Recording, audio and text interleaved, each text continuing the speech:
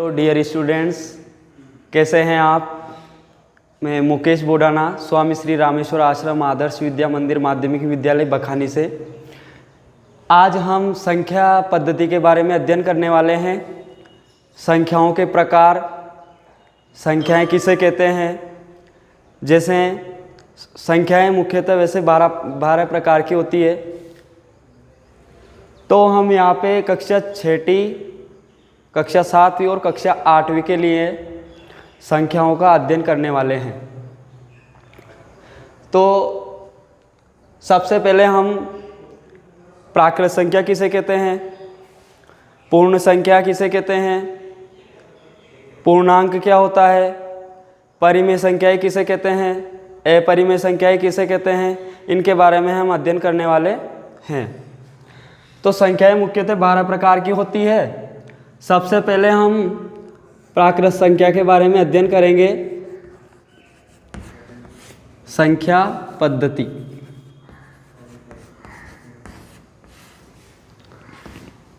सबसे पहले पढ़ेंगे अपन प्राकृत संख्या। इसकी परिभाषा के बारे में अपन जानेंगे।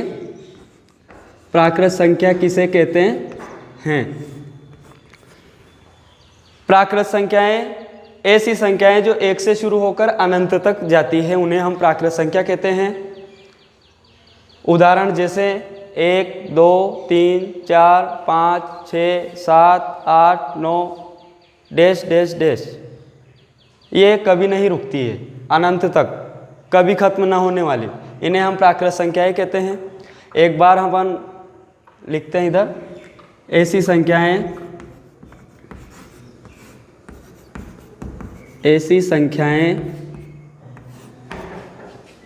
जो 1 से शुरू होकर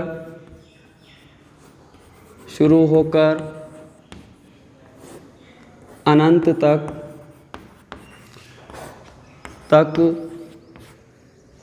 जाती है,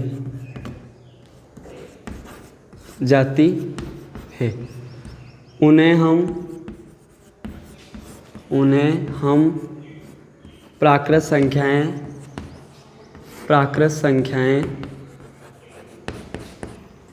कहते हैं। उदाहरण जैसे 1,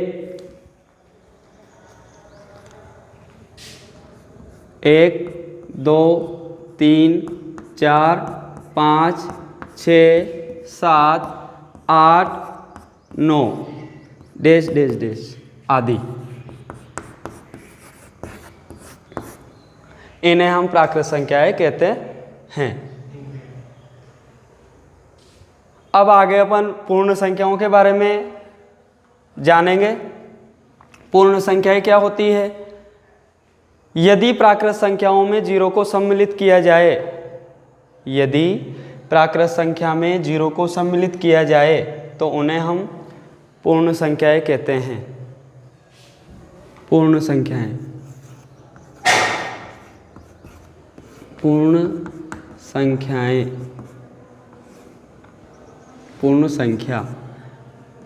यदि प्राकृत संख्या में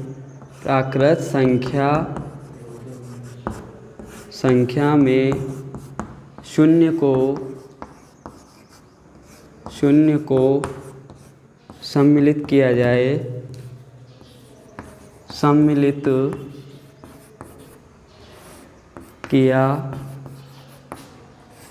जाए तो प्राप्त संख्याएं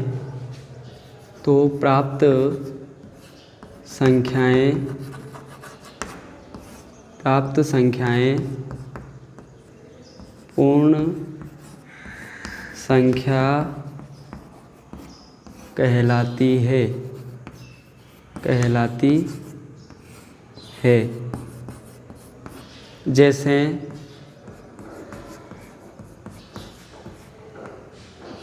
0, 1, 2, 3, 4, 5, 6, 7, 8, 9 डैश डैश आदि।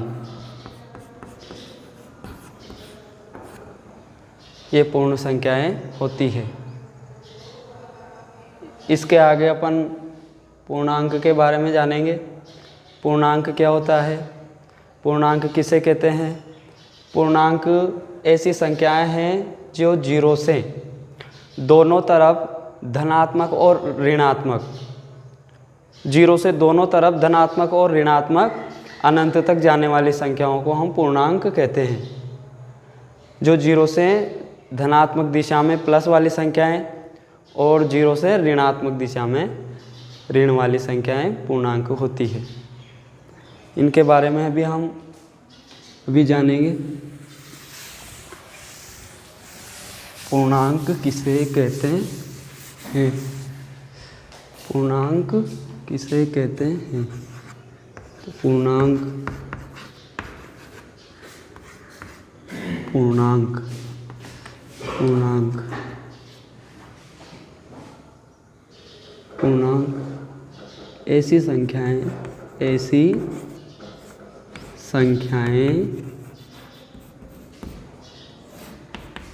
जो शून्य के दोनों तरफ धनात्मक व ऋणात्मक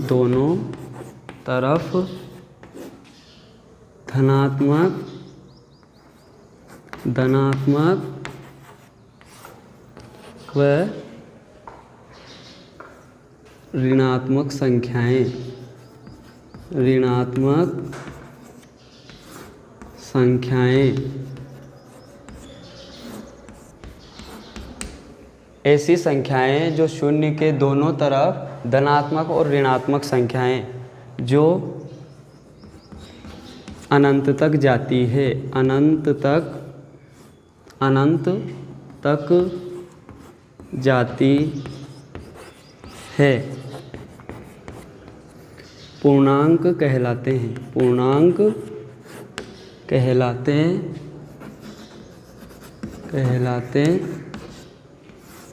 हैं।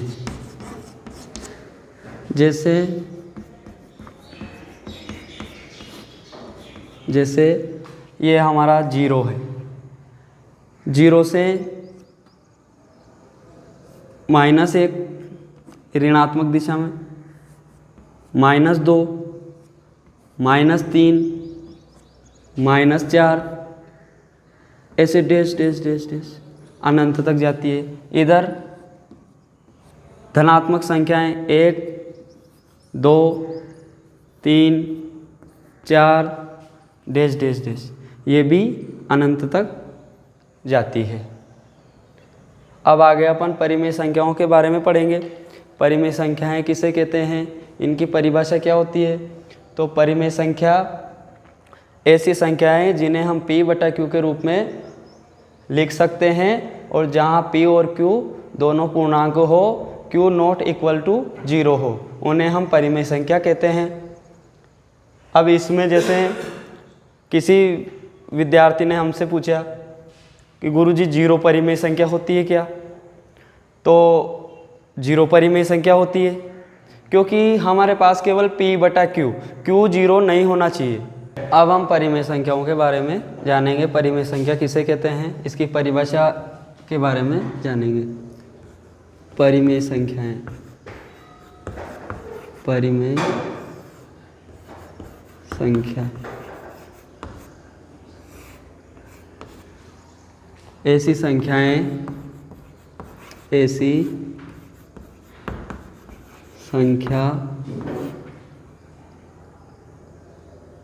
संख्याएं जिन्हें हम P/Q के रूप में व्यक्त कर सकें, या लिख सकें,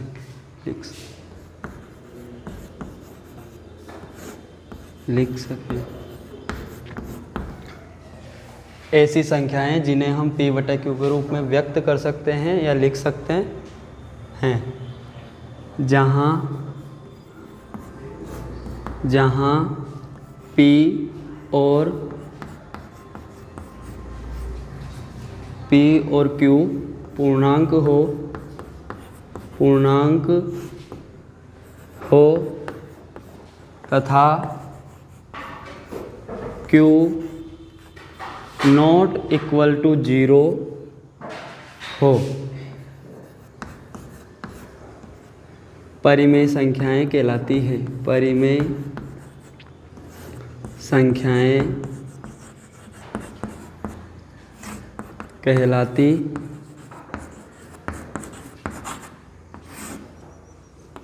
संख्याएं कहलाती है।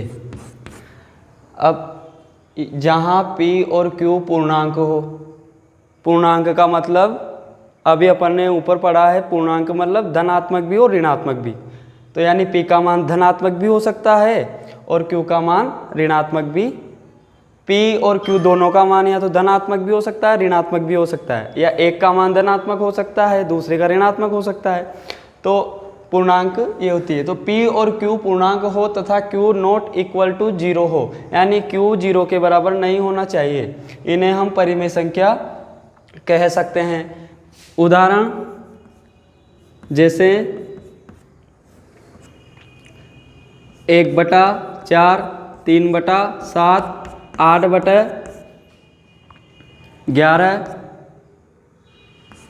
15/17, ऐसी बहुत सारी संख्याएं हैं जिन्हें हम p बटा q के रूप में व्यक्त कर सकते हैं और ये परिमेय संख्याएं होती है।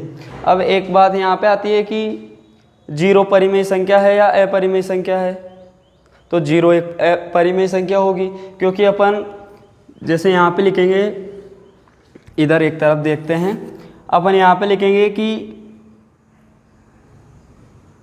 0 लिख रहे हैं तो इसके बटे में 1 लगा सकते हैं, 0 लिख रहे हैं तो इसके बटे में 2 लगा सकते हैं, 0 लिख रहे हैं तो इसके बटे में 3, यानी यहाँ पे p बटा q, यानी ये p बटा q के रूप में तो है, क्योंकि q 0 नहीं होना चाहिए। शर्त यह है कि q हमारे पास क्या नहीं होना चाहिए, 0 नहीं होना चाहिए। p का मान 0 हो सकता है, ये संभव है, लेकिन q का मान 0 नहीं होना चाहिए। तो अतः सबसे बढ़िया पॉइंट क्या है हमारे लिए यहाँ पे कि 0 एक परिमेय संख्या होती है। 0 क्या होती है, एक परिमेय संख्या होती है। हाँ, अपरिमेय संख्याएं ऐसी संख्याएं जिन्हें हम p बटा q के रूप में व्यक्त नहीं कर सकते हैं, लिख नहीं सकते हैं, जहाँ p और q पूर्णांक हो तथा q नॉट इक्वल टू 0 हो, उन्हें हम अपरिमेय संख्याएं कहते हैं। जैसे उदाहरण के लिए, जैसे √2, √3, √5, √7, √11, आदि, ये अपरिमेय संख्याएं हैं। अब बात यहाँ पर ये आती है कि यदि किसी विद्यार्थी ने हमसे पूछा कि गुरुजी √, क्या परिमेय संख्या है या अपरिमेय संख्या है, √25 परिमेय संख्या है या अपरिमेय संख्या है, √36 परिमेय संख्या है या अपरिमेय संख्या है, तो हम जानते हैं कि √9, √25, √36। अब इसका मतलब क्या है, हम जानते हैं कि √9 यानी 9 का वर्गमूल कितना होता है, 3। तो ये p हो गया, p और बटा कुछ नहीं, इसका मतलब 1 है, यानी ये क्या है, p बटा q। गुरुजी p बटा q का मतलब ये तो परिमेय संख्या होती है। हमने लिखा √25, तो 25 का मतलब 25 का वर्गमूल कितना होता है, 5, बटा कुछ नहीं है, क्या लगाया, 1 लगाया, इसे हम p बटा q के रूप में व्यक्त करते हैं। तो ये तो परिमेय संख्या हो गई। इसी प्रकार √36, 36 का वर्गमूल कितना होता है, 6, बटा कुछ नहीं है, क्या लगाया, 1, तो बराबर ये भी p बटा q के रूप में व्यक्त है। यानी ये सभी क्या है, ये तो परिमेय संख्याएं हैं, परिमेय संख्याएं। ऐसी और भी है, लेकिन √2, 2 का कोई वर्गमूल नहीं होता है, √3, 3 का वर्गमूल भी नहीं होता है, √5, 5 का वर्गमूल भी नहीं होता है, √7, 7 का वर्गमूल भी नहीं होता है, 11 का भी नहीं होता है और 15 का भी नहीं होता है। तो √, की जितनी भी संख्याएं हैं जिनका वर्गमूल अज्ञात होता है उन्हें हम क्या कहते हैं? अपरिमेय संख्याएं। साथ ही पाई का मान, पाई की वैल्यू भी क्या होती है? पाई भी एक अपरिमेय संख्या है। पाई क्या है? पाई एक अपरिमेय संख्या है। पाई भी एक अपरिमेय संख्या है। पाई का मान 22/7 होता है जो कि अशांत है। ठीक, आज के लिए हम इतना ही पढ़ेंगे और आगे का अपन अगली क्लास में देखेंगे। आज के लिए इतना ही बस। धन्यवाद।